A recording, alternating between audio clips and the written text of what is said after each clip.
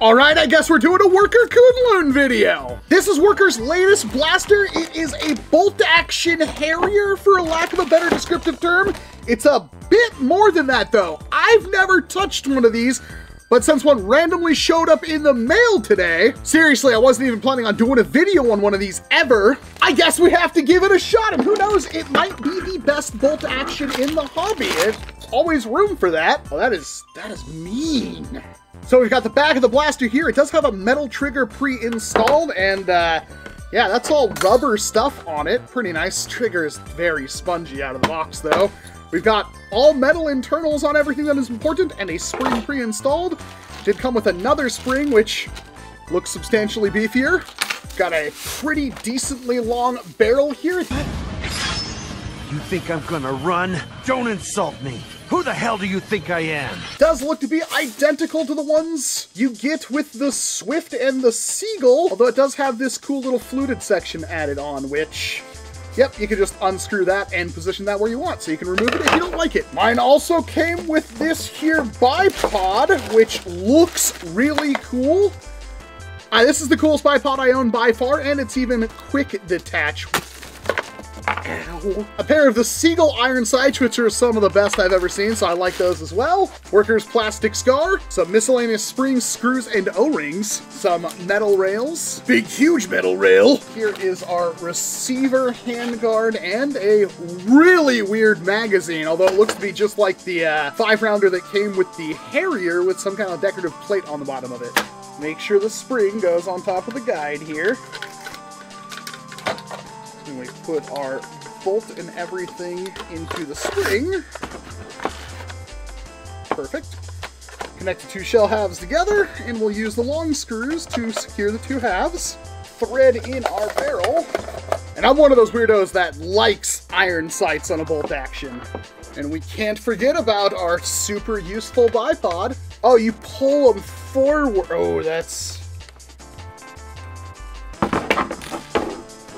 sick. And there we are, one Worker Kunlun. Maybe it's the lube they use, but the bolt is a little gummy going back and forth. The trigger is really gummy. First impressions though, grip, reasonably comfortable, nice and big. Nice finger choil right there. Stock, honestly, not bad. Could be a little bit longer, I guess. Nice cheek rest, but I can't get a sight picture on it. Yeah, so the iron sights are practically worthless. I can't get my face low enough to actually use them. That is a shame. Yeah, no matter what I do. Ooh. The spring that is in here is incredibly light. The bolt draw is pretty long, so even with heavier springs, it might be fine. The bolt is magnificently made.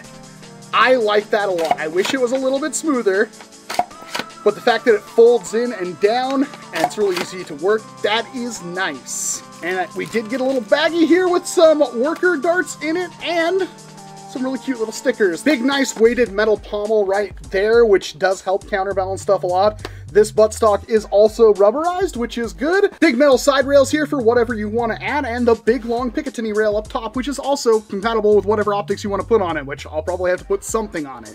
Looks like it's probably a 6-rounder. It could hold 7. And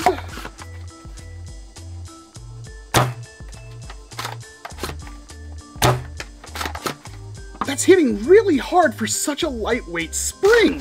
Out of the box, this thing is kind of a monster. I was hitting over 200 FPS with most of my shots using standard Adventure Force Pro darts. And for a peaky prime on a blaster that is completely rock solid, there's no flex, no give, no nothing, that is awesome. But of course we got 2 springs, so I swapped in the heavier weight, longer spring, and this thing was hitting over 300 feet per second, a 100 per second average boost. 200 is already on par, if not exceeding, pretty much anything you can buy off store shelves. But 300 plus, yeah, that's spicy, especially for a prime that, again, is not that hard. This thing can hit 400, I'm saying, pretty easily. The spring upgrade does increase the priming weight, but it's really not that bad. It is way lighter than something like the Nexus Pro X or Striker 2.0 with their maxed out springs from Dart Zone. I did have a weird issue with one of my magazines where the darts, I don't know why the magazine would affect accuracy, but in this case it did. The darts just kind of went everywhere. But once I used a different magazine with the same darts, it was far more consistent. And overall, it's a very good showing. But of course, this is a worker blaster, so we have to take it up from there.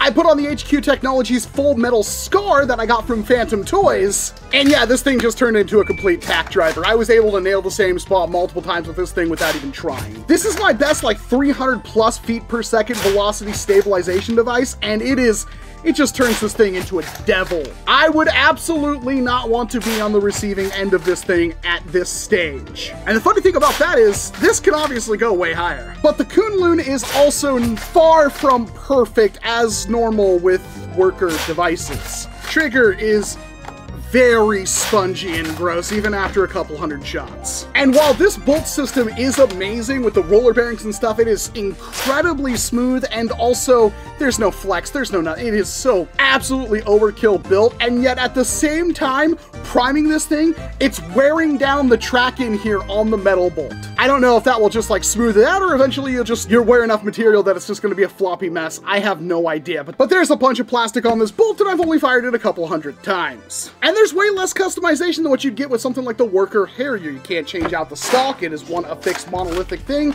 There's really not a whole lot of extra options besides some side rails, which I've put a laser on, which was super fun. Your top-mounted rail and this 4-rail right here, which you could put the included bipod on. And overall, I'm gonna eat crow here. I'm gonna take a slice of humble pie. I really like the Kunlun. If you already own like a Kirin or a Buzzbee or something like that, I don't think you even need to look at this blaster. But if you don't and you wanted a bolt action, this is one of the nicest ones I've used yet. And I would put it a tier above the Kirin or the Buzzbee, but those both have different things they kind of specialize in. But the Kunlun is just really good at everything. It looks really cool, it handles really well, and I think the biggest boon here is gonna be this prime. Because for 300 plus FPS, that is not a very hefty prime whatsoever, and the seal out of the box was pretty much perfect. Here's it after a couple of hundred shots. Yeah, flawless. And to be brutally honest, the Kunlun might be the one to beat at this point. It doesn't do anything necessarily new or innovative. And time will tell how well this shell holds up, but it is much thicker, much sturdier, much nicer than pretty much anything else around it. And considering you could buy the thing off Amazon right now for $230, yeah, maybe Christmas will come early for a couple of you and you'll find one of these under your tree, because yeah, I gotta admit, I wasn't excited for it, and now that I have one, I don't know how I would live without it. I can't believe this thing overtook my Buzzbee. But again, if you already have a bolt action, I don't really think you need to look at this one unless you got $230 burning a hole in your pocket. Maybe I'm just a hater, yeah, possibly, but the Kunlun did win me over in the end. And yeah, I think if you had any tacit interest in one, you could probably do with one.